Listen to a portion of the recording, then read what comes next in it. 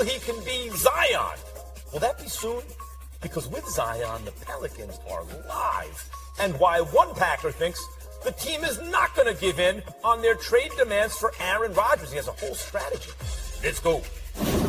And we begin with the Lakers, who survived a scare from the Timberwolves, winning in overtime and clinching the 7th seed in the West. LeBron had 30 and 10. AD 24 and 15. The Lakers now have time to rest before their first round series with the Grizzlies, which starts Sunday. All right, let's talk some hoops. Monica McNutt, Brian Windhorst, recruit up. Guys, I'm actually encouraged by the Lakers' win. Ooh, I'm encouraged by it. As Keyshawn Johnson was pointing out this morning, had they not had a play-in and they had to wait a good long while with basically still a kind of new group together, that's not so good maybe. They get a little more playoff experience, right? Playoff intensity. They play together a little more. They still have a nice long rest. And Wendy, Monica, what if I were to tell you, you knew nothing else about this season, you just knew the best defensive team in the league, certainly a top 3 defensive team, has a healthy LeBron and AD and competent shooters. Could you eliminate that team from title contention? I can't. What's your takeaway last night, Monica? Ooh, that's an interesting twist you got there, Kellerman. I would need more information. I think on the surface, if you were to stop there in terms of your description, yeah, you'd be like, okay, bet. But this is also, to our conversation yesterday, like this is a year where there's not a definitive best team in the West. So I get it. It totally makes sense. I don't know if I buy that is going to happen, but I can see how people are making that argument, Wendy. Yeah, Wendy, there's not a best team in the West. The only caveat is the Suns might roll the whole league right now. But other than that, let's see what happens. Other than that, it looks wide open. What stood out to you about L.A., Wendy?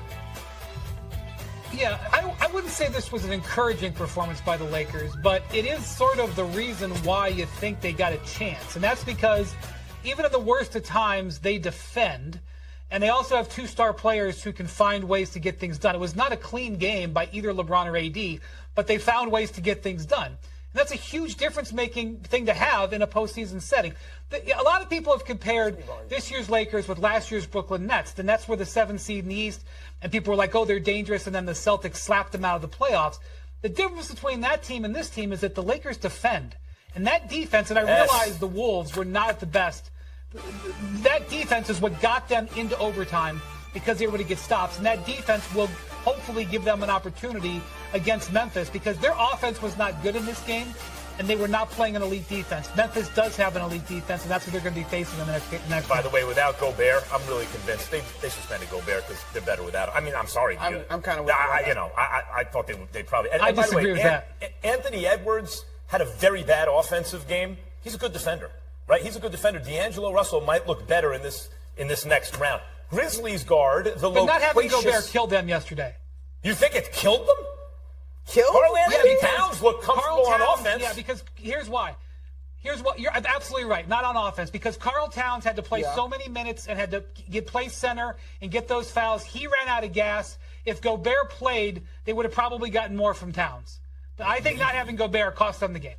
Maybe, although they may not be in it because of the offense with Gobert. Who knows? I hear you, Wendy. I think there's room for that. But also, they were in this ballgame. A couple of turnovers down the stretch. I mean, you could argue that they could have pulled it off as they were constructed last night. So I hear you on that, but they were so close that I'm not ready to make it a Gobert difference. The Grizzlies. You two Let's are do it. Fixated on this Timberwolves team. The loquacious Dylan Brooks. Good defender, though. Gave the Lakers some bulletin board material. Listen to this. I don't really dislike nobody. I just bring a competitive edge. But I wouldn't mind playing LeBron in a 7-game series. The legacy's there. First time back in the playoffs, knock them out right away in the first round. They'll test us good, They got good pieces, good players, and that'll be a good first-round matchup for us. I mean, look, Grizzlies is going to be a tough out. They could easily beat the Lakers. I understand. However, without Steven Adams on, this is not an original point. Everyone's talking about it, right? Their best big defender, who's a great one, in Jaren Jackson Jr., is foul prone. Mm-hmm. That's a real thing when you're playing Anthony Davis, who LeBron James understands how to use in this setting. They've won a championship together, right? I don't know, guys. I think the Lakers could pull it out. I think this is a 7-game series. It could go either way. Kind of like the team with LeBron James. Apologies to Ja Morant. Wendy, what do you think of the Lakers' chances here?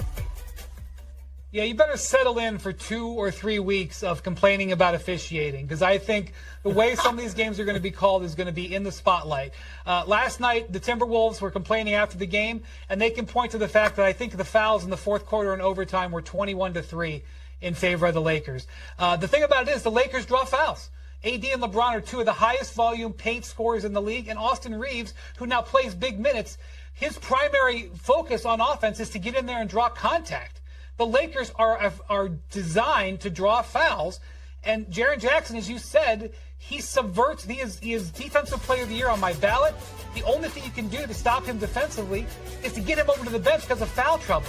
So applying pressure to the officials and setting the tone with officials could be a big part of this series. I also think the Lakers are going to need their offensive guys to show up. Yesterday, they won that game with essentially almost no help from the guys they got in the trade. In the fourth quarter and overtime, D'Angelo Russell wasn't a factor, Malik Beasley wasn't a factor, Jared Vanderbilt wasn't a factor. They're going to need Vanderbilt's defense, they're going to need Beasley to hit some shots, and they're going to need Russell to be somewhat of a role. He's got to play a significant role here. He can't be a phantom like he was last night. I am screaming it from the rooftops, y'all. If Anthony Davis is a monster in this series, the Lakers will move on. It's that simple to me. And I think on the counter side of that, the Memphis Grizzlies have to play disciplined, focused, and mature basketball. They can't allow the chirping and the other things to distract them from the task at hand. I'm not so sure that the Lakers will get this done. Memphis has been really good at home. They've got home court advantage. I don't know that the Lakers have an answer for Ja Morant, who is continuing to ascend in this league as a superstar. I think Desmond Bane has been really good.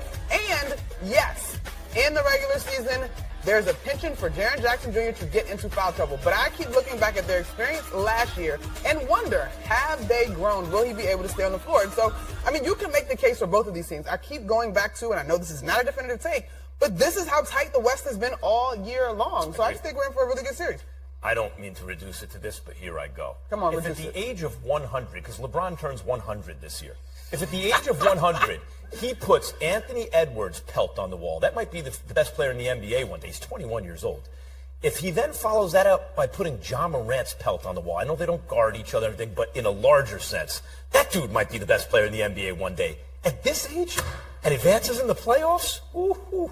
Zion Williamson hasn't played a lot of basketball over the past few seasons, including the final 3 months of this one. He's recovering from the right hamstring strain, and Tuesday, he talked about where he is with his latest injury. Check it out. Physically, I'm fine. Now it's just a matter of, like, when I feel like Zion. I know the atmosphere I'd be entering based off, like, the playoff experience. So now it's just a matter of when I feel like Zion. It's a little bit of a mental battle because, when I re-aggravated it back in February, it was tough. So when I go to make certain moves, there is that hesitation. Sometimes there's not, but sometimes there is. And I understand the magnitude of these games coming up, and I don't want to be out there hesitating or doing something